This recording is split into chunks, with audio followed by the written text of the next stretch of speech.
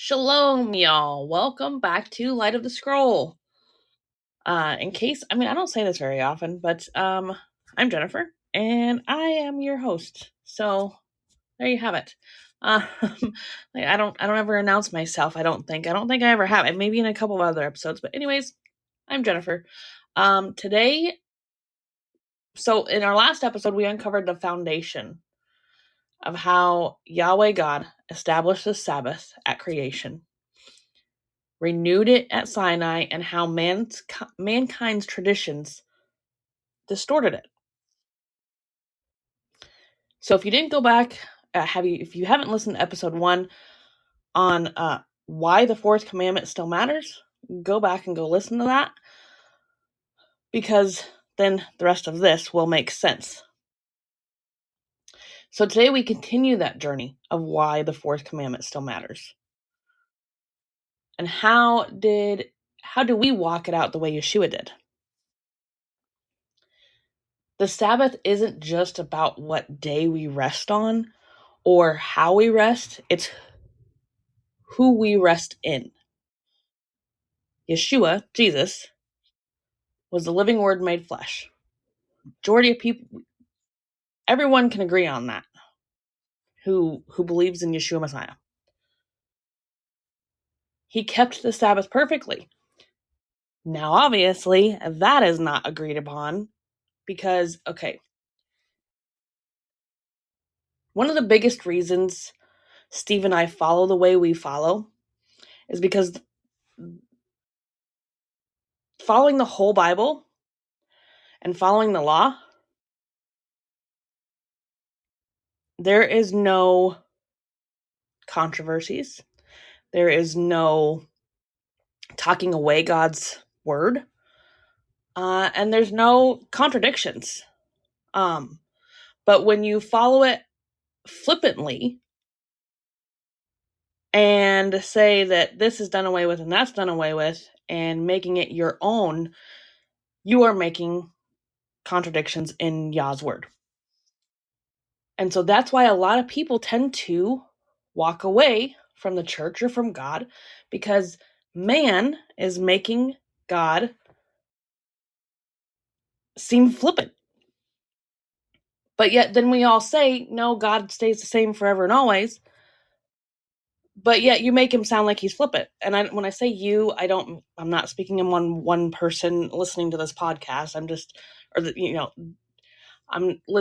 talking about, it's hard when we are taught a certain way growing up for years and years and years and years and years. It is hard to realize you were lied to. And maybe not necessarily lied to, but because the truth has gone so far, because the truth is so far gone, we don't even realize we're being lied to. And for the people who teaching it, don't even realize they're teaching wrong. And so it's it's really hard. So anyways, Jesus did keep the Sabbath perfectly, even if he did say it was work. The Jews, and no fault of their own, because they are God's people, and bless them, they wanted to make sure that they weren't going to break Yah's commands. They wanted to make sure that they weren't going to break the law. So they defined what work was. Yeshua showed us that it was not work to be walking on the Sabbath and say, oh, I'm hungry, because remember in those days, for one, you shouldn't carry a lot. And if you wanted to carry a lot, if you wanted to go for a walk and make sure you had, it was, it wasn't just, get in the car and go on a picnic.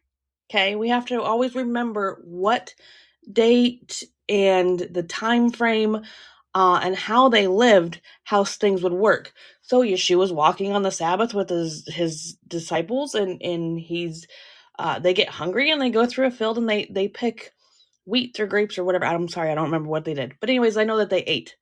And the Pharisees were like, what are you doing? Breaking the law. Why are you working on the Sabbath? They're eating. Now, if they would have picked that wheat or picked those grapes or whatever they were eating, and they took them inside and they grabbed a whole bunch, way more than they could eat, and they canned them and put them up for storage, that would be classified as work to me, because they could do that tomorrow. But I'm hungry. You're allowed to eat on the Sabbath, and then people want to stack stuff up on it. It's okay. Anyways, okay. So enough about that tangent. We haven't even got into anything yet. Thank you so much for listening, y'all. So he showed us that the day was never meant to chain us. It's meant to free us. So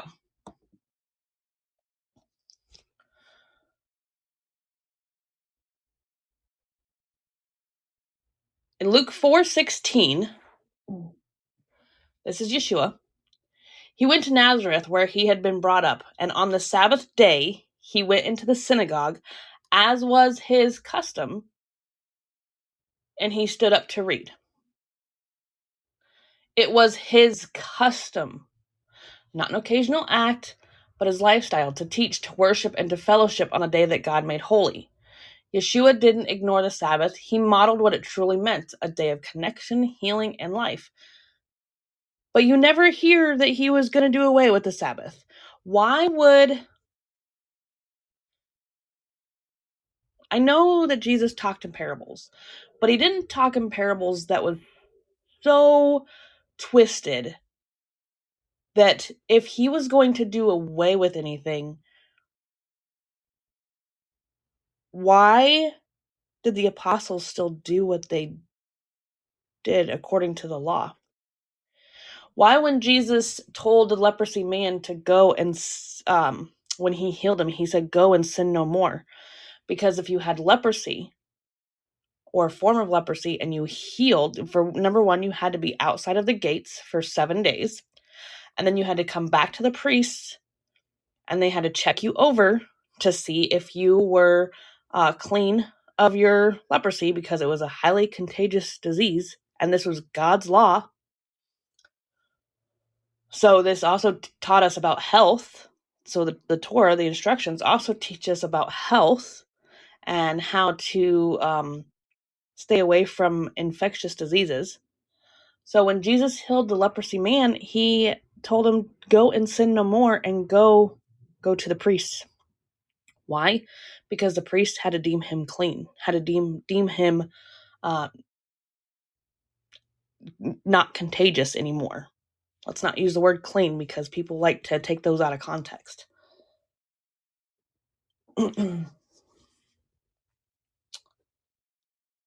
So through time, extra rules had been added around the Sabbath. Layers of oral traditions meant to protect the command, but which often smothered its purpose. Yeshua came back to peel those back and show the heart behind the law. The religious leaders of his day had surrounded the Sabbath with heavy fences, hundreds of man-made restrictions. Yeshua stepped right through those fences to restore compassion to the commandment. Mark 2:27 through 28. Then he said to them, the Sabbath was made for man, not man for the Sabbath. So the Son of Man is Lord even of the Sabbath. He reminded the Pharisees the Sabbath was created as a gift, not a burden. God didn't design man to serve the day. He designed the day to serve man's restoration. In Matthew 12:9 through 13, going on from that place, he went into their synagogue, and a man with a shriveled hand was there. Looking for a reason to bring charges against Yeshua, they said, is it lawful to heal on the Sabbath? He said to them, if any of you has a sheep and it falls into a pit on the Sabbath, will you not take hold of it and lift it out? How much more valuable is a person than a sheep? Therefore, it is lawful to do good on the Sabbath. It's lawful to do good on the Sabbath, not to disregard it and just do whatever you want to do.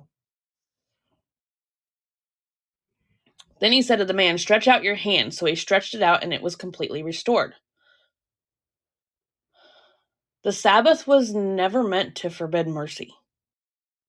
But the Pharisees were so afraid of they turned it into check boxes, right? They turned the law into check boxes. They turned God's love into check boxes and forgot about the love. They forgot about the love. Remember that. They forgot about the love. So when Yeshua says, when the Pharisees ask, what is the most important command? And Yeshua says, love God with all your heart. The most important of these is love God with all your heart and love thy neighbor. These two are what the whole law hangs on. Well, without loving God and without loving neighbor, then you have no law because the law hangs on those two. But people want to say those are the only two laws you have to follow. I digress.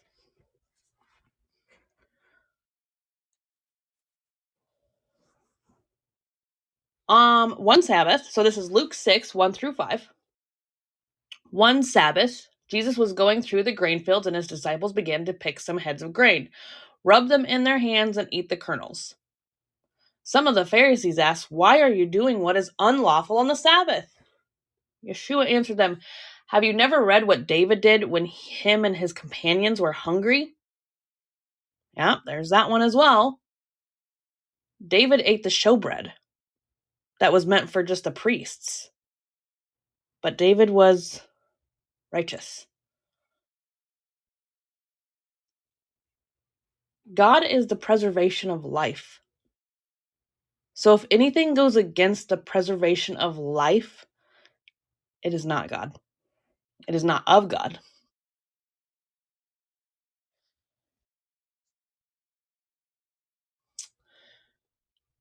So this day belongs to him. He defines it, he guards it, and fills it with purpose. One of the most beautiful examples is in Luke 13, 10 through 13. On a Sabbath, Yeshua was teaching in one of the synagogues, and a woman was there who had been crippled by a spirit for 18 years. She was bent over and could not straighten up at all. When Yeshua saw her, he called her forward and said to her, "Woman, you are set free from your infirmity." Then he put his hands on her, and immediately she straightened up and praised God. The leaders became angry again that he healed on the Sabbath, yet think about it. What better day to set someone free than the day of rest? Yeshua said in Luke 13:16, "Then should not this woman, a daughter of Abraham, whom Satan has kept bound for 18 long years, be set free on the Sabbath day for what bound her?" The Sabbath is about freedom. Physical, emotional, spiritual. It's about releasing burdens, not adding new ones. To walk like Yeshua on the Sabbath means to carry the same posture he carried. Compassion, gratitude, and worship. He didn't spend the day in idleness. He filled it with purpose, teaching, fellowshipping, praying, and serving others. Isaiah 58:13-14 still defines the heart. "If you keep your feet from breaking the Sabbath and from doing as you please on my holy day, if you call the Sabbath a delight, then you will find your joy in the Lord." And man, it is a good day. When growing up, obviously I didn't grow up really going to church faithfully or reading my Bible faithfully, but we had those occasional days that we did go. I had friends that did go. So very occasionally, I can't even tell you like how many times I really went as a kid. Hardly ever. And then as an adult, I really didn't want to go to church. If I did go, it was usually like there at the very last minute, was leaving at the very first minute that I could. Now when we go to fellowship, Steve and I usually, I do the I help with the production segment, if you will. I know we're working on those, so if you watch our YouTube teachings, we're getting better, I promise. Anyways, and then we're there, and we're there all day, fellowshipping, talking about Yah, talking about what's going on in our world, asking for prayers, we're praising the Father, we're worshiping, we're there until evening. I mean, you don't have to be there that long. We are. People come and go as they please all day, for the whole time. It's great. But yeah, I never imagined that would be me. So how did he actually keep the Sabbath? Well, in Luke 4:16, he gathered in fellowship and teaching. He also worshipped. He reading and honoring the word.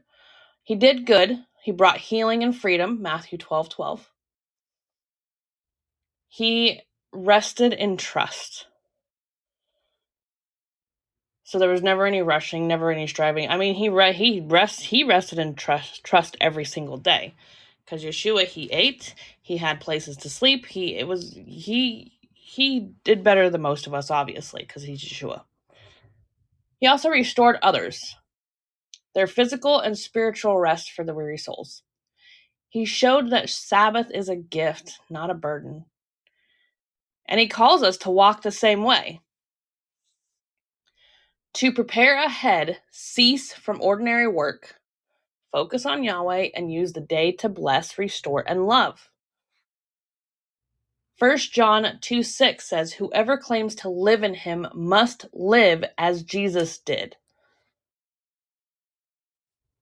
That includes how we rest. And the Sabbath is a picture of something bigger. Everything in the Bible is always a picture of something bigger. And it's the coming rest of the kingdom. Hebrews 4:9-11.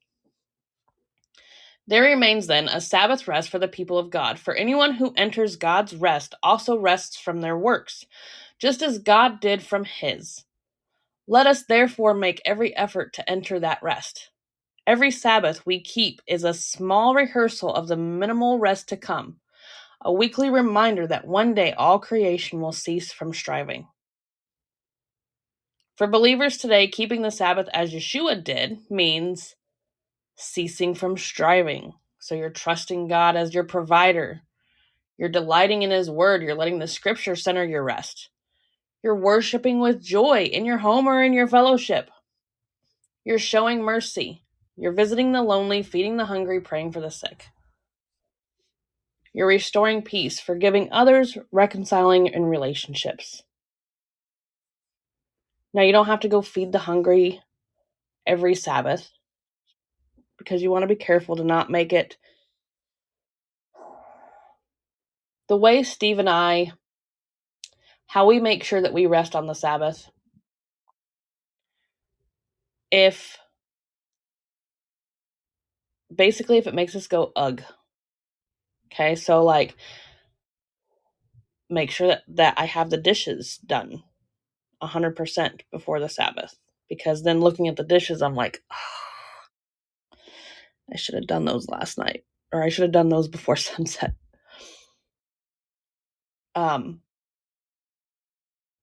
Just if you really just don't want, if it doesn't bring any love and you're just like kind of growly about it, you might want to stop doing that.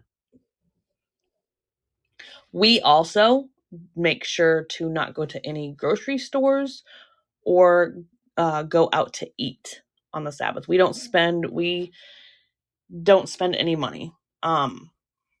We did travel on a Sabbath, but we didn't make people work. We went to the gas pump, but then in the back seat we had coolers of food and drinks and stuff like that, and so we just drove. And that was during the time that my grandma passed away, and we went to her funeral service. So, we had to get back. But yeah, so we just make sure that we just don't do we give up certain things, right? Because that's what most of this is all about. Following in Yeshua's walk and following in Yah's will is we give up things. People don't like to give up things.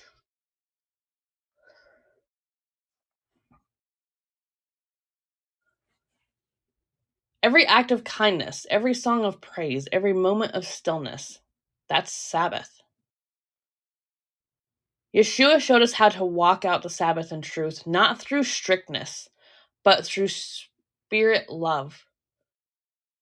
He didn't cancel the commandment, he completed its meaning. He tried showing people how to do it, and people want to say, oh, it's done away with. And he was here to show you how to do it. It's okay. Matthew 11:28-29. Come to me, all who are weary and burdened, and I will give you rest. Take my yoke upon you and learn from me, for I am gentle and humble in heart, and you will find your souls. That's the call of the Sabbath, not to just stop working, but to find rest in him. So, if you want to put this teaching into practice, visit my Etsy shop, Sanctified by Yahweh, or look in the description. There is a link at the bottom of the footnote for the link. You can copy it and go to and put it in your browser. And look for the 8-week Sabbath Journey. It's a guided devotional that helps you reflect each week on what God is teaching you through rest, how he's convicted you, comforted you, and how he will transform you when you choose to obey Yah's day over the world's days. Start your Sabbath journey today and walk it out the way Yeshua did. Enjoy freedom and peace. I hope you enjoyed this 2-part teaching on why the Sabbath is still relevant today and why we as Christians should be keeping it and obeying the Lord. Shabbat Shalom if that is the way you follow, and if not, have a blessed rest of your week.